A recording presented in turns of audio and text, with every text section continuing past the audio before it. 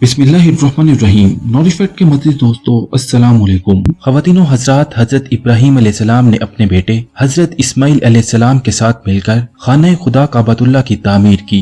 یہ ایک کمرہ نما چکور عمارت دنیا کی تاریخ میں مرکز توحید بنی۔ اس کے ساتھ ہی پھوٹنے والا شیریں چشمہ زمزم اس جگہ کی آبادکاری کی سب سے بڑی وجہ بن گیا۔ ایک ماں اور بیٹے سے شروع ہونے والا بے آب و گیا علاقہ بہت جلد ایک بہت بڑے شہر بلکہ ایک بہت بڑی تہذیب کی آماجگاہ بن گیا۔ ناظرین، آج کی اس ویڈیو میں ہم جانیں گے کہ ابرہہ کون تھا، اس نے یمن میں طواف کے لیے مکہ مکرمہ جیسی عمارت کیوں بنائی اور اس کا انجام کیا ہوا۔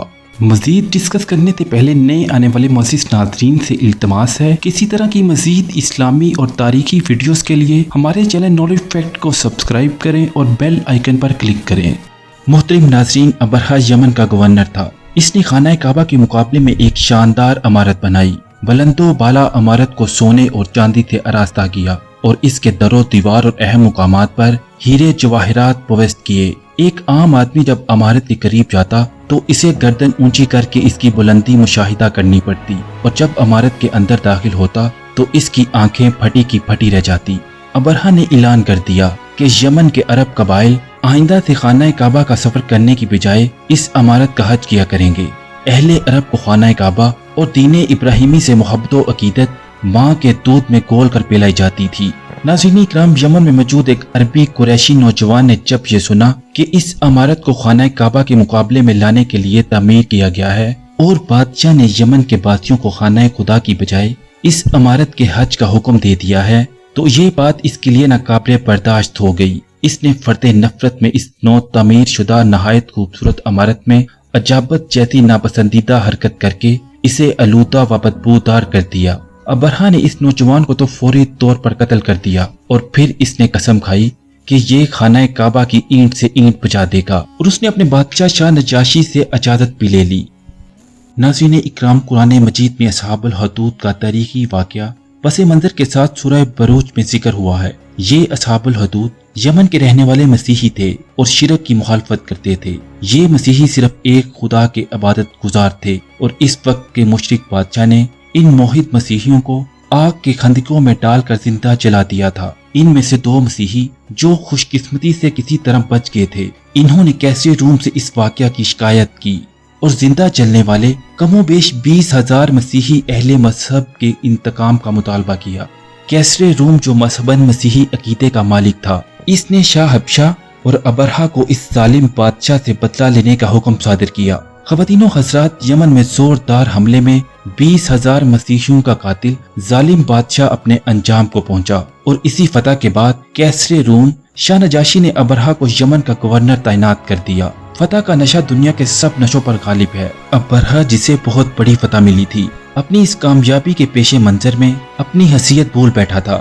ابرہہ نے اپنی حیثیت سے بڑھ کر کعبۃ اللہ پر یلغار کرنے کا فیصلہ کر لیا۔ نوریفیکٹ کے مزید دوستوں، خانہ کعبہ کی عمارت محض پتھروں اور گارے کی عمارت نہیں تھی۔ اس عمارت کی تاسیس ایک مقدس و محترم ہستی ابراہیم علیہ السلام کے ہاتھوں سے ہوئی تھی۔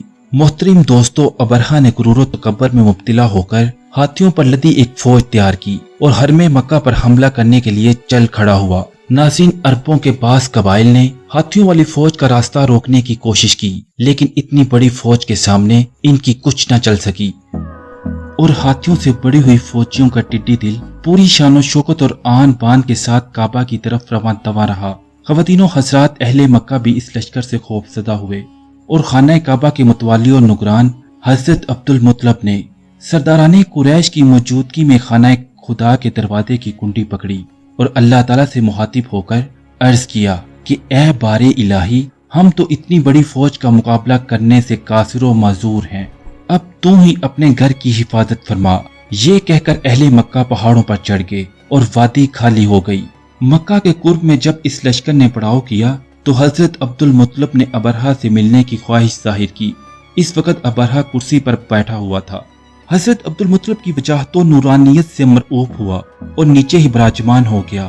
ناظرین اکرام، چونکہ ابرہہ خود سے بھی مسیحی عقیدے کا حامل تھا اور حضرت ابراہیم علیہ السلام کا پیروکار تھا، اس لیے اس کے دل میں بھی کچھ خانہ کعبہ کی بے حرمتی کا خوف تھا۔ اس کا خیال تھا کہ حضرت عبد المطلب میرے سے خانہ کعبہ بچانے کی درخواست کریں گے، और 1 साल बैतुल्लाह का हज और 1 साल इसकी बनाई हुई इमारत का हज करने पर बात तय हो जाएगी। इस तफ्सार पर हजरत अब्दुल मुत्तलब ने कहा कि आपके सिपाहियों ने मेरे ऊंट पकड़ रखे हैं, मुझे मेरे ऊंट वागजार करा दीजिए। नाज़रीन, ये सुनकर अबरहा सख्त तैश में आ गया और गरज कर बोला, मैं आपकी इबादत का ढाने आया हूँ और आपको अपनी ऊँटों की फिक्र है। हजरत अब्दुल मुत्तलब ने फरमाया, मैं ऊँटों का मालिक हूँ और मैं इनकी फिक्र करता हूँ, इस घर का मालिक अपने घर की खुद फिक्र करेगा। हजरत अब्दुल मुत्तलब को ऊँट वापस मिल गए। ये लश्कर जैसे ही मक्का के मैदान की तरफ बढ़ा तो परिंदों के गोल आए। ये कबूतर कुछ छोटे परिंदे थे जिनके पंजे सुर्ख थे। इन्होंने इस लश्कर पर कंकरियां फेंकी जो इन्होंने अपनी चूंज और पंजों में थामी थी। ख़वातीनो हज़रात, कंकरियों के गिरते ही लश्कर में खारिश की वबा फूट पड़ी और सारे लश्कर वाले इतनी शिद्दत से खारिश करने लगे कि इनकी हड्डियों से गोश्त उतरने लगा। कुछ ही देर में हाथियों पर सवार होने वाले नहूत ज़दा फौजी बड़ी ही कसम परसी की हालत में मौत का शिकार होने लगे। जो जितनी दूर भाग सकता था भाग गया, लेकिन अजाबे खदाबंदी की सख्त कीर पकड़ में जकड़ा गया और मौत के असेब ने इसे निगल लिया। हाथियों ने अपनी ही फौज को रौंदना शुरू कर दिया। दूसरी जानिब अबरहा का जोड़ जोड़ गलने लगा। ये बादशाह भाग कर अपने वतन यमन के दारुल हुकूमत सना पहुंच गया, लेकिन वहां खारिश की शिद्दत से इसके जिस्म के टुकड़े टुकड़े हो गए और अपने बदतरीन अंजाम को पहुंच गया और रहती दुनिया तक इबरत का निशान बना दिया गया। नाज़रीन इकराम, अहले अरब में ये साल आमल फील के नाम से मशहूर हुआ और इसी साल मोहसिन इंसानियत हजरत मोहम्मद सल्लल्लाहु अलैहि वसल्लम की वलादत मुबारका भी हुई। रसूलुल्लाह के इलाने नबूवत के बाद अल्लाह ताला ने सूरतुल फील में कुरैश मक्का को बावर करवाया कि जिस तरह अल्लाह ताला ने अपने घर की हिफाजत की थी, इसी तरह अपने नबी की हिफाजत पर भी अल्लाह ताला मुकम्मल कुदरत रखता है। दीन इस्लाम के दुश्मन नाकाम और नामुराद हुए और अल्लाह ताला का घर, अल्लाह ताला का नबी सल्लल्लाहु अलैहि वसल्लम और अल्लाह ताला का दीन सही सालम और सलामत तो बाहिफाजत रहे। नाज़रीन, आज भी सेकुलरिज्म अपने हाथियों जैसे टैंकों और हवाई जहाजों के साथ दीन इस्लाम और उम्मत मुसलमा पर हमला आवर हैं, लेकिन इस दीन इस्लाम ने क़यामत तक जिंदा रहना है और किताब कुरान मजीद की हिफाजत खुद अल्लाह ताला की जिम्मेदारी है। अल्लाह ताला ने चाहा तो उम्मत मुसलमा के फर्जंदाने तौहीद की जलकार से ये सेकुलरिज्म इसी तरह मात खा जाएगा जिस तरह खुदाई परिंदों ने अबरहा के लश्कर को नेस्तो नाबूद कर दिया था। नाज़रीन इकराम, अल्लाह ताला से दुआ है कि अल्लाह ताला उम्मत मुसलमा को वक्त के फिरौनों से नबर आज़मा होने की तौफीक और हिम्मत अता फरमाए, आमीन।